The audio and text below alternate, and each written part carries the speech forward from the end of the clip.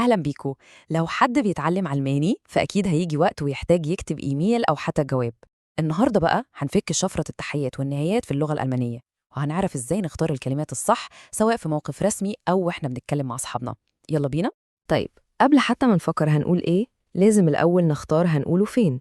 يا ترى هنبعت جواب ورقي ليه طابع كلاسيكي ولا إيميل سريع وعملي؟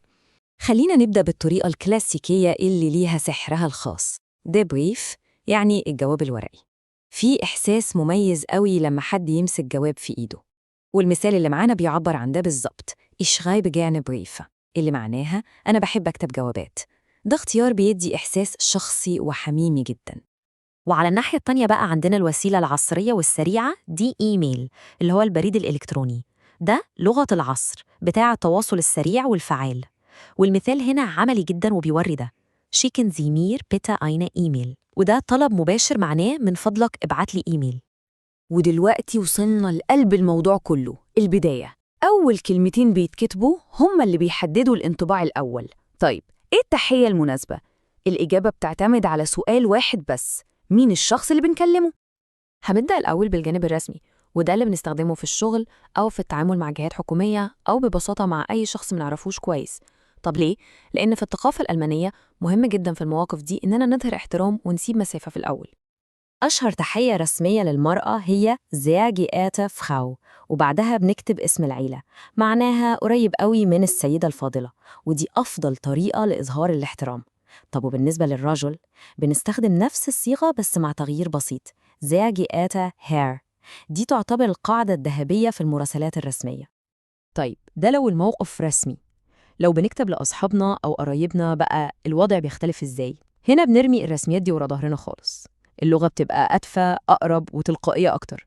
بنتحرك من عالم الاحترام الرسمي لعالم المودة والصداقة. وهنا في تفصيلة صغيرة قوي بس جوهرية في التحيات الشخصية. لازم نفرق بين المذكر والمؤنث. لو بنكلم راجل بنستخدم ليبا، ولو بنت بنستخدم ليبا. هو حرف واحد بس بيغير كل حاجة، وده بيورينا قد إيه التفاصيل دي بتفرق. والمثال ده بيوضح الفكرة بشكل جميل قوي. ليبا أوما، ليبا أوبا، يعني جدتي العزيزة جدي العزيز. شوفوا إزاي استخدمنا ليبا مع الجدة أوما عشان مؤنث، وليبا مع الجد أوبا عشان مذكر. تطبيق مباشر وواضح للقاعدة. وزي ما فن البداية مهم، فن الخروج الأنيق من الرسالة مهم بنفس القدر.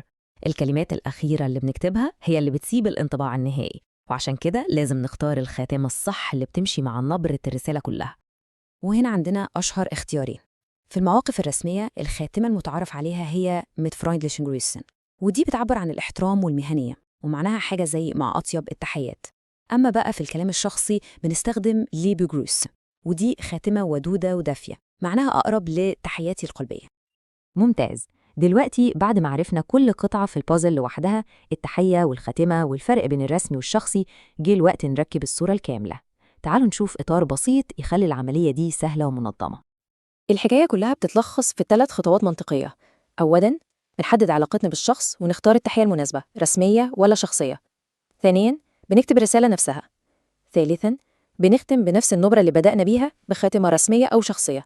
العملية واضحة ومباشرة، صح كده؟ والجدول ده بيلخص لنا الليلة كلها. على اليمين المسار بتاع المراسلات الرسمية، وعلى الشمال المسار بتاع المراسلات غير الرسمية. بنشوف بوضوح إزاي التحية والمحتوى والخاتمة لازم يمشوا في نفس الخط، يا كله رسمي يا كله شخصي. وهنا نوصل لأهم نقطة في الموضوع كله. الحكاية مش مجرد حفظ كلمات وخلاص. اختيار التحية والخاتمة الصح بيبين إن اللي بيكتب فهم ثقافة اللغة اللي بيتكلمها. دي رسالة غير مكتوبة بتوصل للطرف التاني، بتقوله أنا بحترمك وفاهم قواعد التواصل هنا.